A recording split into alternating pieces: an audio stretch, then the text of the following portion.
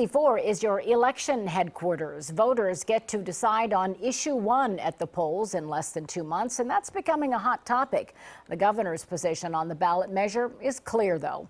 NBC4's Ohio State House newsroom reporter Jason Aubrey has that story.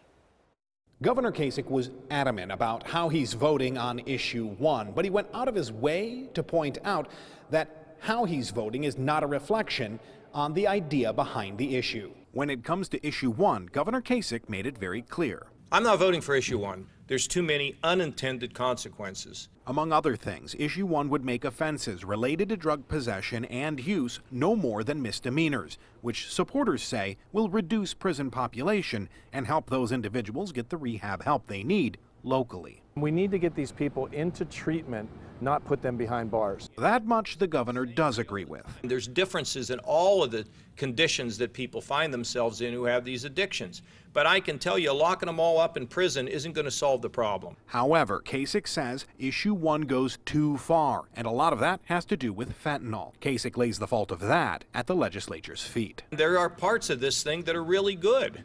And it may take some sort of initiative like that to accomplish these things.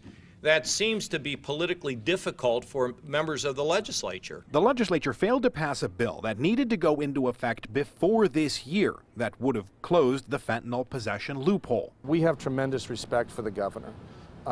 And we also respect the fact that he understands the legislature is not going to do anything. Even though he plans to vote against it, Kasich is urging supporters of the bill not to give up if issue 1 fails this November. Kasich says issue 1 could be more amenable to him if it wasn't a constitutional amendment.